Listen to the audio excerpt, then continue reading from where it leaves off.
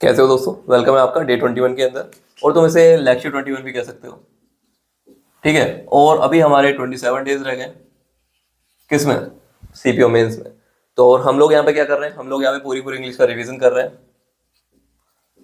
ताकि हम लोगों का स्कोर 180 प्लस जा सके और हम लोगों का सिलेक्शन पक्का हो सके। ठीक है, तो अभी तक हमने क्या क्या कर लिया है। अभी तक हमने noun, pronoun, adjective, adverbs, active passive, narration, modal verbs और कंडीशनल्स, इन सब से रिलेटेड जितने भी पॉसिबल एग्जांपल्स हैं, जितने भी पॉसिबल रूल्स हैं, जितने भी एरर्स हैं, सब हम डिस्कस कर चुके हैं। इन्हीं सब से क्वेश्चन लगते हैं, इससे बाहर क्वेश्चन नहीं आएगा। तो जिन लोगों ने लेक्चर्स नहीं देखे हैं वो ऊपर लिंक आ रही होगी, अभी भी स्टार्ट करोगे तो 2 से 3 दिन में कवर हो जाएगा। तो तुम लोगों को काफी ज्यादा बेनिफिट हो जाएगा, कम से कम +20 मार्क्स तुम्हारे ऐड हो जाएंगे। और तुम्हारा बेसिक्स से लेके एडवांस तक सब चीज हमने डिस्कस करी है। तो एक तरह से तुम्हारा पूरी तरीके से अच्छे से रिवीजन हो जाएगा, और तुम एक बार देख लोगे तो लास्ट टाइम पे दोबारा दोबारा उन वीडियोस को देख के अच्छे से रिवाइज कर सकते हो। ठीक है, तो एक ही जगह तुम्हें सब कुछ चीज मिल जाएगी। तो अभी हमने लास्ट लेक्चर के अंदर हमने वो कवर कर लिया था, कंडीशंस को हमने कवर किया था, और आज के बाद बस 5 लेक्चर्स और रह रहे हैं, उसके साथ हमारा पूरा कोर्स कंप्लीट हो जाएगा। तो हर लेक्चर के अंदर वोकेबुलरी भी देखते चल रहे हैं। तो आज की हमारी इंपॉर्टेंट वोकेबुलरी है, उसके अंदर ये 4 वर्ड है। पहला है हमारा गैम्बिट। गैम्बिट का मीनिंग होता है कोई एक चाल चलना। ठीक है, मतलब कुछ ट्रिक लगाना। ठीक है, किसी चीज को मतलब एक कैलकुलेटेड ट्रिक लगाना, कि हम पूरे हिसाब लगा दें कि चलो अगर ऐसा कर दूंगा तो ऐसा हो जाएगा, तो उसे गैम्बिट बोलते हैं। एन एक्ट और remark that is calculated to gain an advantage. ठीक है, फायदा निकालने के लिए। तो इसके सिनोनियम्स ज्यादा इंपॉर्टेंट है। ठीक है, जैसे प्लॉय हो गया, स्ट्रेटजम, आर्टिफाइस, टैक्टिक, और ये 2 और है। फिल्म फ्लैम भी उसी को बोलते हैं और गिमिक भी उसी बोलते हैं। कोई इस तरह की ट्रिक यूज करना जिससे तुम कंज्यूमर्स को अट्रैक्ट कर सको, दुकान वाले यूज करते हैं। तो ये सिनोनिम्स ज्यादा इंपॉर्टेंट है। ठीक है, नेक्स्ट हमारा एक्सीजेंसी, जिसका मीनिंग होता है एक अर्जेंट नीड और डिमांड।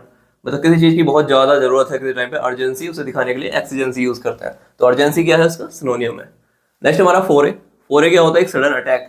जैसे रेड मूवी है ना, तो उस मतलब रेड भी एक तरह से उसी के अंदर आती है, तो रेड उसका सिनोनियम है। इनकर्जन, इन रोड, इन्वेजन। ठीक है, तो ये सिनोनियम्स तुम्हें जरूर याद रखना है।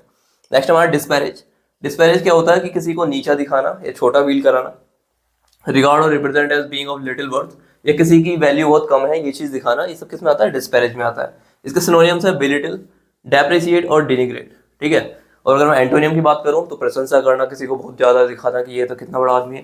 तो एक्लेम, एक्सेल्ट और एक्सटोल। ठीक है, ये हमारे सब क्या है, एंटोनियम्स है, और ये सिनोनियम्स है, ये तुम्हें ध्यान रखना है। तो इन्हीं 4 वर्ड्स के ऊपर और इन एंटोनियम सिनोनियम्स के ऊपर भी ये हमारे पास 5 सेंटेंस है, जिसके अंदर तुम इन वर्ड्स को फिल करोगे। इससे एक थोड़ा सा एक तुम्हारा जो माइंड है वो ट्रेन होता है फिलर्स फिल करने के लिए, किस तरह से वर्ड आते हैं। ठीक है, तो अपने एंड पे से करो, आई होप तुम लोगों ने किया होगा। तो स्टार्ट करते हैं। The president is free to act in any sudden. तो प्रेसिडेंट फ्री है किसी भी एक कैसी सिचुएशन में, एक इमरजेंसी की सिचुएशन में रिएक्ट करने के लिए, एक्ट करने के लिए। तो इसमें क्या आ जाएगा, एक्सीजेंसी आ जाएगा। नेक्स्ट हमारा, his book is dash the benefits of vegetarian sold 1000 of copies. तो इसकी जो किताब है वो किस चीज के, मतलब वेजिटेरियन होने के फायदे बता रही है। तो उसे क्या मिली, बहुत ज्यादा प्रशंसा मिली है, तभी तो उसकी 1000 ऑफ कॉपी बिक गई। ठीक है, तो किसमें क्या लिख सकते हैं, तीनों में से कोई सा आ सकता है जो एंटोनियम है। तो इसमें हम एक्सटॉल लगाते हैं, एक्सटॉलिंग आ जाएगा। इज एक्सटॉलिंग मीन्स वो प्रशंसा कर रहा है बुक के अंदर द बेनिफिट्स ऑफ वेजिटेरियनिज्म। ठीक है, नेक्स्ट हमारा, the actors work for charity has recently been in the press as an attempt to get publicity. तो एक्टर का जो काम है, जो चैरिटी उसने की है, उसे नीचे दिखाया गया क्योंकि उसने ऐसा लगा कि उसने पब्लिसिटी के लिए वो काम किया है। तो यहाँ पे क्या आएगा, हैज रिसेंटली बीन डिस्पैरेज, मतलब डिसरिगार्ड कर दिया उसके काम को क्योंकि उसने पब्लिसिटी के लिए किया। तो इसमें क्या आएगा, डिस्पैरेज आ जाएगा। नेक्स्ट है हमारा, thoughtless of media into the domestic grief of the family made everyone rattled. तो इसके अंदर क्या है, थॉटलेस, क्या कि मतलब जो डोमेस्टिक ग्रीफ है किसी फैमिली के अंदर चली गई मीडिया, तो उसने सबको मतलब परेशान कर दिया। तो थॉटलेस रेड होगी एक तरह से कि उसके घर में एकदम से घुस जाना किसी के, तो क्या हो जाएगा, फोरे हो जाएगा। Thoughtless foray of media into the domestic grief of the family made everyone rattled. Next है, the dash of Indian captain made Australian team to give their wickets. तो ऐसा क्या किया इंडियन कैप्टन ने कि ऑस्ट्रेलियन टीम को अपने सारे विकेट गंवाने पड़े। तो कोई ट्रिक यूज करी होगी, तो गैम्बिट यहाँ पर आ गया, गैम्बिट एक कैलकुलेटेड प्लानिंग। ठीक है, तो ट्रिक। तो ये आज के हमारे वर्ड थे। तो चलिए दोस्तों शुरू करते हैं। तो प्रीपोजिशन समझने से पहले हमें ये समझना पड़ेगा कि कंजक्शन इनसे अलग कैसे होते हैं। तो कंजक्शन क्या होता है हमारा, जैसे एंड हो गया, Ram and Shyam going to home. ठीक है, तो राम एंड श्याम, वहां पे क्या है, एंड क्या है, उन दोनों को जोड़ रहा है, बस जोड़ रहा है। लेकिन यहाँ पे प्रीपोजिशन क्या करता है कि वो दो चीजों को रिलेट करता है। तो रिलेट और करना और खाली जोड़ने में जो अंतर है वही प्रीपोजिशन और कंजक्शन में अंतर है। ठीक है, तो यहाँ पे जैसे लिखा हुआ है, सी इज इन द किचन। तो यहाँ पे शी है हमारा नाउनी प्रोनाउन है, और किचन है ये भी नाउनी प्रोनाउन है। तो इन आ गया हमारा, तो इन क्या है हमारा, यहाँ पे प्रीपोजिशन है जो कि बता रहा है कि शी किचन में है। ठीक है, तो ये प्रीपोजिशन है। तो प्रीपोजिशन की डेफिनेशन क्या हुई यहाँ से, कि कोई नाउन या प्रोनाउन को दूसरे नाउन या प्रोनाउन से जोड़ना प्रीपोजिशन का काम है। इट रिलेट्स नाउन या pronoun to another noun and pronoun. ठीक है, दूसरा सेंटेंस है हमारे पास, she slipped off the stairs. तो यहाँ पे ऑफ जो है हमारा ये प्रीपोजिशन है और इससे पहले एक वर्ब लिखी हुई है, उसके बाद हमारा क्या है, एक नाउन है।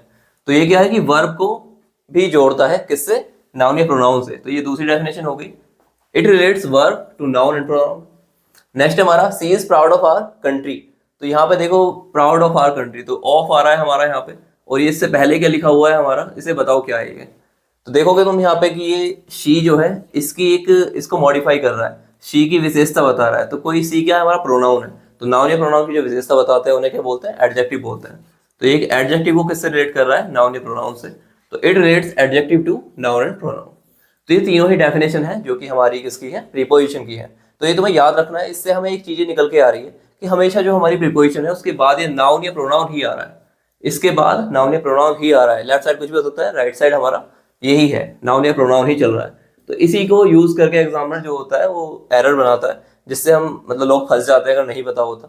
जैसे लिख रहा है I am confident of winning the match, तो यहाँ ऑफ लिखा हुआ है, तो ये बोलोगे कि भाई विनिंग तो हमने वर्ब बना दी, यहाँ पे वर्ब लिख दी, जबकि होना तो नाउन या प्रोनाउन चाहिए। तो ये इसके अंदर हम कैसे करेक्शन करेंगे, देखो विनिंग जो है ये हमारा नाउन ही है। कैसे, हमने पढ़ा है इन्फिनेटिव के बारे में और जीरेंड के बारे में कि इन्फिनेटिव क्या होता है, अगर तुम वर्ब की फर्स्ट फॉर्म के पहले टू लगा दोगे तो ये नाउन बन जाता है। वहीं जीरेंड क्या होता है, वर्ब की फर्स्ट फॉर्म में आईएनजी लगा दोगे तो भी ये नाउन बन जाता है। तो हमें यहाँ पे नाउन ही बनाना है, इसलिए हमने यहाँ पे विन का विनिंग कर दिया, तो विनिंग यहाँ पे करेक्शन हो जाता है।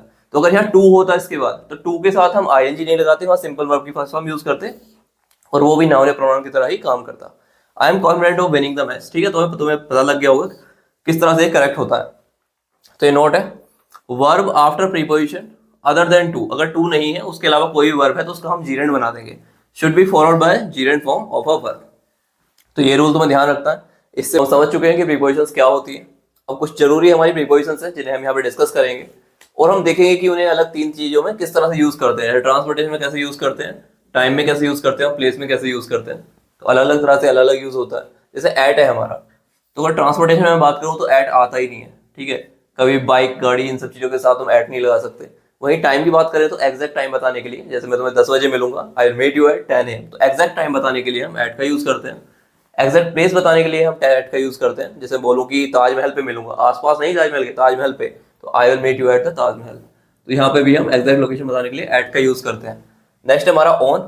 तो ऑन कब आता है, देखो ट्रांसपोर्टेशन में जब कोई ऐसा व्हीकल है जो तुम जनरली ऑन मतलब खरीद नहीं सकते या तुम्हारा पर्सनल नहीं हो सकता, जैसे ट्रेन हो गई, प्लेन हो गया, बस हो गई, तो उसके लिए हम ऑन यूज करते हैं कि ऑन बस, on truck, on train. That can't be generally on बस, ट्रक, ट्रेन, एयरप्लेन एक्सेट्रा। लेकिन दो एक्सेप्शन है यहाँ पे, जैसे हमारा साइकिल हो गई या बाइक हो गई, तो उसके साथ भी हम ऑन यूज करते हैं, ऑन साइकिल, ऑन बाइक। तो ये तुम्हें याद रखनी है।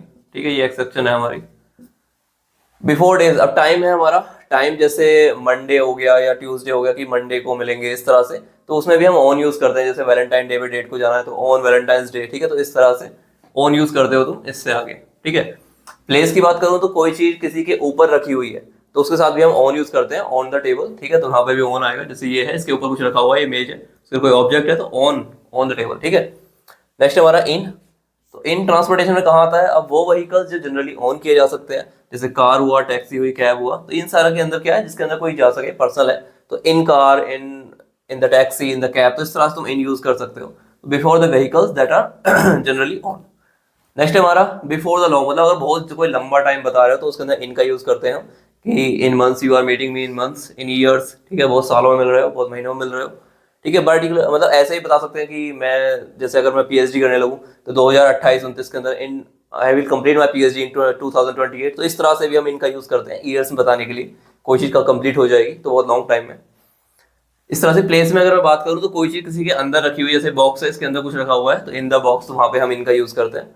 ठीक है, और जैसे अभी हमने एक एग्जांपल देखा था, सी इज इन द किचन, तो वो भी किसी चीज के अंदर है तो इसलिए इनका यूज करते हैं। नेक्स्ट हमारा बाय। तो बाय क्या है कि जब ट्रांसपोर्टेशन की बात होगी तो कोई एक क्वेश्चन है, जैसे कि तुम कैसे आए यहाँ पे, तो आई मतलब how did you get here, तो इसका आंसर देने के लिए हम बाय का यूज करते हैं। जैसे बाय कार, बाय बस, तो किस तरह से आए, तो उसका आंसर देने के लिए बाय यूज करोगे तुम।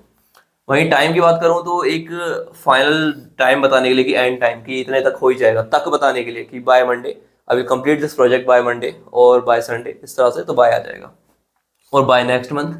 वहीं अगर प्लेस की बात करूं तो जैसे ये बिल्डिंग है टी टावर, तो इसके बाद नियर बाय तुम यूज करते हो, कोई बंदा खड़ा है तो I was standing near by T tower, तो इस तरह से तुम बता सकते हो। तो नियर बाय हम यहाँ पे। तो दोस्तों आज की लास्ट स्लाइड है, थोड़ा ध्यान समझेंगे। देखो ये प्रीपोजिशंस है हमारी अबव एंड ओवर, तो इन्हें हम कैसे यूज करते हैं।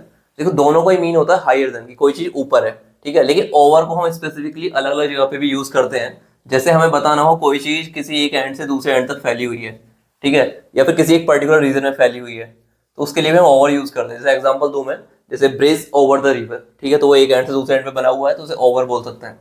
इस तरह से मैं बोलूँ जैसे इंडिया हो गया, ठीक है, करप्शन सारे इंडिया में फैला हुआ है, तो corruption is all over the country. तो इस तरह से क्या है, हम ओवर का यूज कर सकते हैं दो पर्टिकुलर केसेस में भी। above and over means higher than, but over can also mean from one side to another and can be used to indicate presence of something in a particular region, ठीक है। तो over का use हम वहां पे भी कर सकते हैं। इन जनरल हमारा दोनों का मीन्स ऊपर ही होता है, ठीक है, जैसे किसी का एक फ्लोर है वो एक फ्लोर ऊपर है तो वहां हम अबव का यूज कर सकते हैं नॉर्मली, लेकिन ओवर के स्पेसिफिक केसेस मैंने डिस्कस कर लिए, यही होते हैं, ठीक है। नेक्स्ट हमारा अंडर, बिलो एंड बीनीथ। तो ये है, इन तीनों में क्या डिफरेंस है। देखो सबसे पहले तो तीनों का ही मीनिंग होता है लोअर देन, लेकिन हम कहाँ पे किस चीज का यूज करते हैं। देखो अंडर तो जब होता है जब कोई चीज किसी के कवर में हो, किसी एक ऊपर कुछ कवर आ रहा हो, नीचे कोई चीज है, जैसे पेड़ के under the tree, under the table, ठीक है, तो वहां पे हम अंडर यूज करते हैं। और अंडर के कुछ स्पेसिफिक केस भी हैं, जैसे कोई किसी के अंडर काम कर रहा है, ठीक है, या फिर कोई प्रोजेक्ट है जो चल रहा है वो प्रोग्रेस में है या प्रोसेस में है, तो under and below means lower than, but under indicate contact, ठीक है, मतलब कोई चीज किसी के नीचे है। कैन ऑल्सो मीन एक्शन और प्रोसेस इन प्रोग्रेस, ठीक है। तो अंडर हम जब भी यूज करेंगे जब कोई काम या प्रोसेस है प्रोग्रेस में है, जैसे bridge construction is under progress. It also indicates someone is junior, और जैसे कि कोई किसी के अंदर ट्रेनिंग ले रहा है, ठीक है, या इंटर्नशिप कर रहा है, तो he is doing internship under the professor. तो इस तरह से तुम बोल सकते हो समवन इज किसी के जूनियर है, तो वहां पे भी हम अंडर का यूज कर लेते हैं। लेकिन बिलो क्या होता है, बिलो का तो सिंपल मीन्स नीचे होता है, जैसे कि टेम्परेचर किसी का बताना हो कि बिलो 100 डिग्री सेल्सियस, तो इस तरह से नॉर्मली यूज करते हैं। लेकिन अंडर का स्पेसिफिक यूज है जो मैंने बताया तुम्हें। वहीं बीनीथ जो है, बीनीथ का मीनिंग भी लोअर देन ही होता है, लेकिन बीनीथ का है एक एब्स्ट्रैक्ट है। एब्स्ट्रैक्ट का मीनिंग क्या है, जो चीज दिखती ना हो, ठीक है। जैसे मैं बोलूँ कि कुछ लोग होते हैं जो टाइम पास काम करते हैं बस, तो मैं बोलूंगा कि उनका स्टैंडर्ड मेरे से नीचे है, ठीक है, और मैं अपने काम को बहुत अच्छे से करता हूँ, तो देयर स्टैंडर्ड इज बीनीथ मी, तो वहां पे मैं बीनीथ का यूज करूंगा जो चीज दिखती नहीं है, ठीक है, उस चीज के लिए beneath is used as abstract meaning. तो तीनों का डिफरेंस तुम्हें पता लग गया होगा। अब इन एग्जांपल के थ्रू, इसके अंदर हमने अब तक जितनी प्रीपोजिशन डिस्कस की है सब मैंने इसके अंदर डाल दिए। तो ये एक्सरसाइज है, इसे अपने एंड पे से पॉज करके फिल करो। तो आई होप तुम लोगों ने की होगी। तो लिखा हुआ है working dash him is my standard sad Rohan.